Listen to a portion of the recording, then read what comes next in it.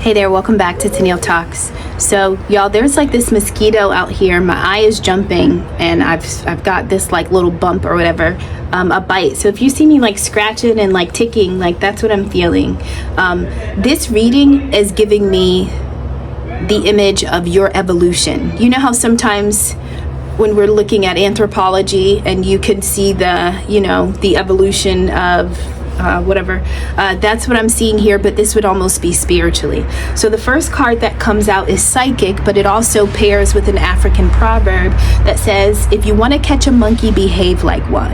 And so you are coming out as a person who is spiritually very elevated, gifted, and talented, but maybe your family, maybe the group, it could be a workplace, sometimes the environments that you go in, sometimes you have to dull yourself down in order to kind of assimilate or kind of just be this chameleon. And so you know how to package yourself based on the climate and the environment of those around you.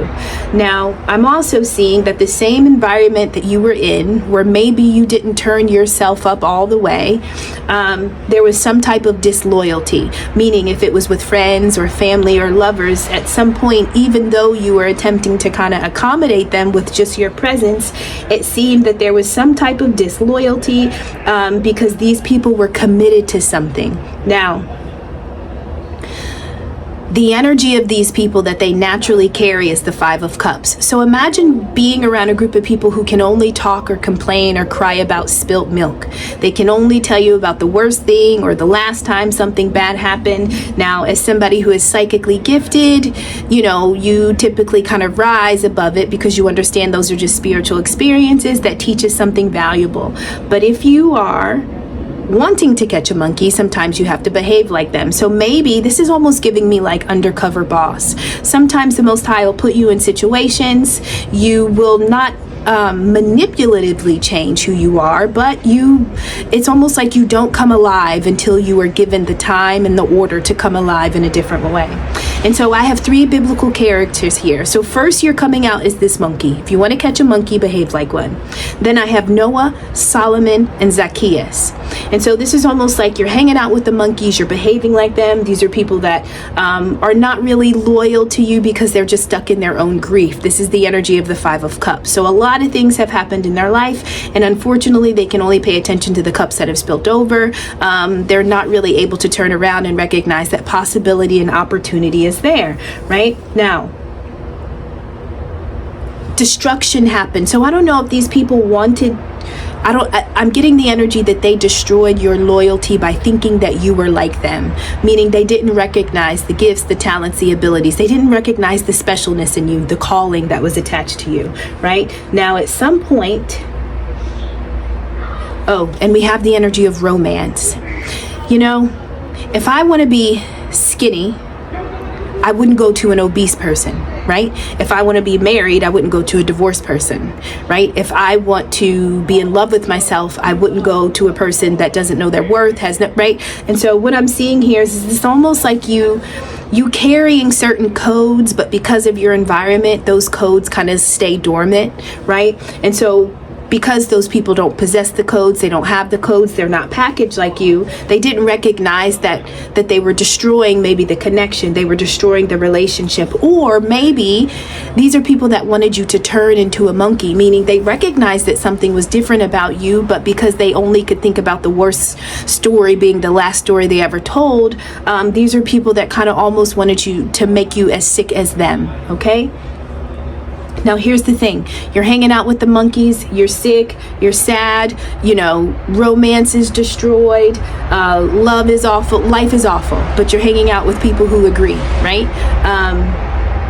Misery loves company. This is giving me the energy, but you are not miserable to your core. Maybe they were just experiences, right? So then all of a sudden we have the energy of Noah. And so I think it is in this moment that you get the vision from the Most High. And the vision you get is about a new life, your new life. Now you've been hanging out with monkeys, but all of a sudden the Most High sends something to you and you're like, oh my God, I got to build an ark. And so on my Noah card, I'll just show you.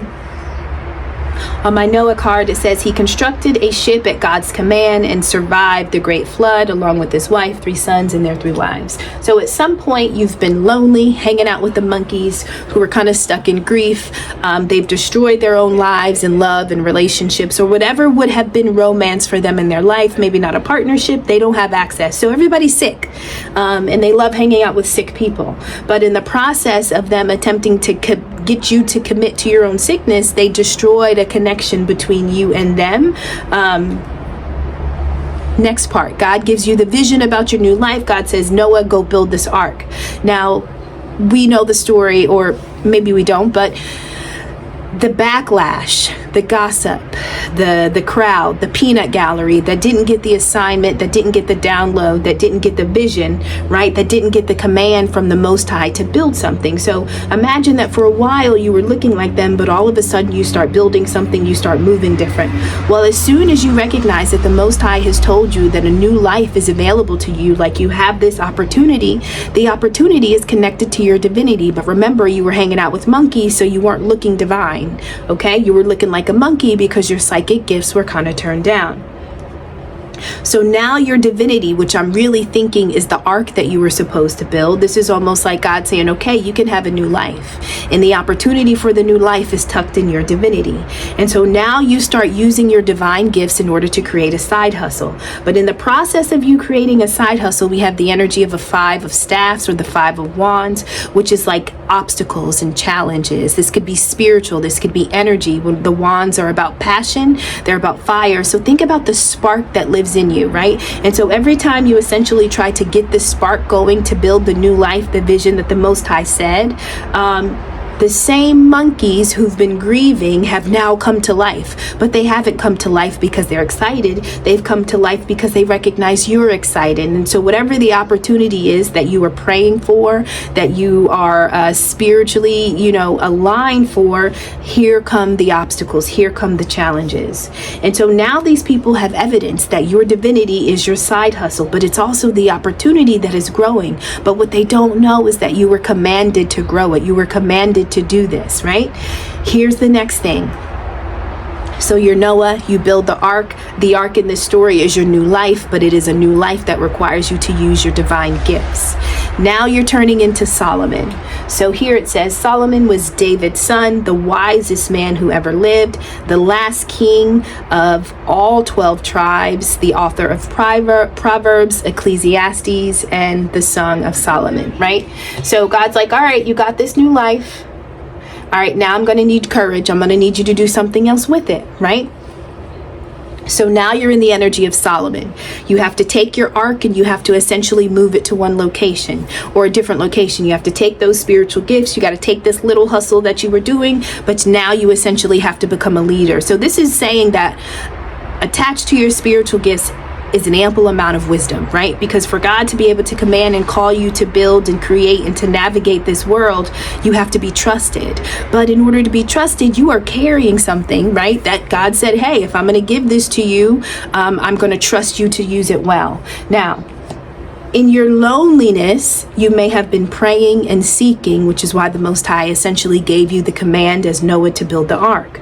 Well, now the same monkeys that you were pretending to be a part of, now it's like, okay, now they want to stop you. They don't want you to become the leader of the tribes. They don't want you to be the author of Ecclesiastes and the Song of Solomon, right? And so now it's like the energy of people attempting to stop you, to stagnate you, to pause, to get you to break, right? Now you're coming out as this person, as this sweetheart who's pure, who offers unconditional love. And honestly, that's the type of heart you have to have when we think about David. Right? That's the kind of heart you have to have in order for the Most High to pour things into you that you can distribute worldwide, right? So now you are this sweetheart. You are called to now be Solomon, but it takes courage. It takes courage to go from building what Noah did and then to essentially become the last king. Now, when I think of the energy of the last king here, I feel like it is the last king that these people will be able to say that they had access to. Okay, and I'll tell you why. So they're attempting to stop you, but they're only attempting to stop you because the same opportunity that you were given, build the ark, is connected to some type of spiritual work. So you're a light worker, right? That means that as long as your heart is open, you are healing the heart of humanity. As long as your heart is open, as long as your heart is healing, you can connect, right? And so it takes courage to take your heart and in order to kind of send it out into the world in order to kind of repair and heal other hearts. Now, in the process of you moving in Solomon, meaning giving out your wisdom, giving out your guidance, not only are people trying to stop and stagnate you, but that side hustle, meaning the ark that you were building, it has now become full-blown spiritual work where you are getting money, right? So now you're Solomon, but people are paying you for your wisdom. People are paying you for your knowledge. People are paying you for your insight. And so now the same sweetheart, now people are wanting you to experience a natural disaster. So can you imagine, like, this is like every time you build something, every time you get to a new level, this is essentially people like wanting to knock down your tower of blocks, not knowing that every time you got to a level, it's because you were divinely told to go to that level. You were assigned a vision, you were given insight, you were given knowledge, you got the download. And so you are not growing into Noah and Solomon on your own. You started out as a damn monkey, right? But it's almost like people couldn't see behind the curtain. They couldn't make the connection. Oh my gosh, I saw this short one time, and it talks about how intelligence, people are afraid of it. And so if you're a really smart person, I gotta find it and I will post it. But if like you're a really smart person, like it is almost a threat to somebody. So imagine being Noah and getting the download, and then all of a sudden you're moving into the energy of Solomon, where you're doing this work where people are seeing you, people are honoring you in the same way that the Most High has said, hey, you have something, use it, right? Okay, so then here's the plan. Well, how do we create a natural disaster? Whatever this spiritual work is, whatever you're calling, whatever that light work is, wherever you are placing your heart into the hands of humanity in order to help them heal theirs, this is essentially somebody wanting to cause a disaster to that because they want some payout. Now, expecting, this is what I talk about, reckless love, right? And so you're a spiritual worker. This is giving me sabotage. This is like, think about Solomon. You know, one of Solomon's downfalls, it was women. It was women. And so although very wise, in many, his flesh was weak. Okay? And so this is essentially wanting to kind of corrupt your position, your power, your platform, corrupt your status, so that you cave in. If you can't control your flesh, well, then your flesh is what carries the gift. It's what carries the blessing. Where is the wisdom? It's sitting inside of your body, which is housed by your flesh. And so these are essentially people who are like, you know what? In order to cause a natural disaster, in order to mess up your money, in order to mess up your flow, we essentially want to cause some type of frustration to your flesh in order to get that reservation, in order to, this is so sick. But this is a real plot, right? And so if we can commit you, or if we can attach you to reckless love type situations, and obviously this is spiritual, so everything is supernatural to me, right? Then we get the desire, we get the worth, we get the reservations that are attached to you. All of the extravagance that comes with King Solomon, this is what people want, but they don't possess the wisdom to be able to manage it well. And so they would like to corrupt your flesh so that you cannot manage it well, but obviously they get the drippings of everything that you're not managing. Now, the last biblical character was Zacchaeus. This was the dishonest tax collector that met Jesus while in a sycamore tree and immediately accepted him as Savior, right? So this is coming out as your family. Imagine that at some point you were Noah, you were called to build something. Whatever you build, you were called to lead it. Not only lead it, but lead others, meaning they follow exactly what you were building. But you have a 10 of cups. You have a family full of Zacchaeuses, a family full of dishonest tax collectors. So listen, they essentially want to tax you for being psychically gifted. They want to tax you for being called. They want to tax you for getting a download. They want to tax you for having wisdom. It's not like, well, how do do I get the calling? How do I get the connection? It's almost like, well, how can I get a piece of what you have? And so these are people that like don't necessarily honor your value, your gifts, and your worth. They only honor the materials that are attached to it. And they don't understand the benefit of the calling. And so they recognize that you have power, but they want to take. They just want to siphon off of your power. And so they strategize. And in the process of them strategizing, meaning they had this plan, but they weren't planning in privacy, we've got the ancestors. And y'all see, this is why you can't mess with everybody. And so even if you moved alone, in order for you to come out as Noah and Solomon and a family full of Zacchaeuses, that means that you may look alone on earth, but in the spirit world, like, you know, some of our ancestors are goons. I know mine are, because I'm not like, I'm very forgiving. Like I, you know, benefit the doubt. I don't really know how to think of evil things. My mind doesn't work like that. And so typically when people are doing messed up stuff, like it kind of surprises me, and I never really like it to be what it is. You know, like I kind of like to dance around the truth. Not that I don't know the truth, but it's just an uncomfortable reality because it's not one that I naturally live and hold true for myself, right?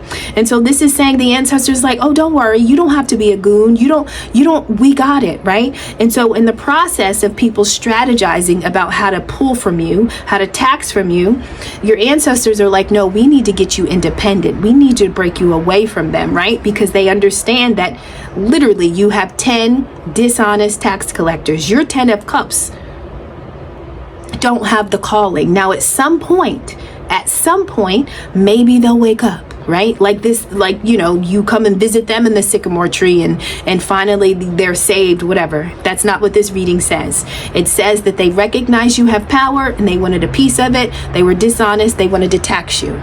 Right? Can you imagine somebody wanting to tax you for having a divine gift, feeling like you owe them something, and then planning and strategizing and plotting and predicting the best way in order to make this happen? But in the process of them doing that, the ancestors are like, no, this power has nothing to do with you. All of the divine power that you possess, it belongs to you and the Most High. Nobody else can siphon or steal from you. And so the only thing that the ancestors are concerned about is getting you independent of these type of people. But you started out the reading as a monkey. If you want to catch a monkey, behave like one. And so this is giving me like, before you can really walk into your calling, you almost have to see who everybody is, right? And you have to see who they are before you have the gift, before you have the blessing, before like the anointing really unfolds, right? And before you get all the benefits of your divine package. It's almost like God will put you in a position where he'll like turn you down so that people can't really see and sense the divinity on you. And then you'll start making moves, and every time you take one step, they're causing obstacles. Well, you take another step, now they're trying to send somebody into you in order to like corrupt your flesh. And so every step you take is really a step that you were divinely called to take, but these people are stepping with you in order to interrupt the flow. And the entire time your ancestors are watching and on guard, and their only thing is to get you to move on, to let go, to breathe free. This is your energy, very relaxed, at peace, tranquil, life is easy. Hey y'all, my other phone cut off, so I have to finish on this one. But I was saying, I almost feel like while you're easy, while you're relaxed and tranquil, these people don't understand that you are covered, you are protected, you're watched, you never walk alone. And so it almost looks like you're off duty, you're off the clock, all the while those that are carrying that energy of Zacchaeus, just wanting to take, wanting to siphon, just wanting to kind of feed off of you. It's like they're planning that all the while your ancestors are just pulling you away further and further. And so that was just a small ending. I'm going to try to figure out how to attach it. But I love y'all. I'll see you on the next one. Bye.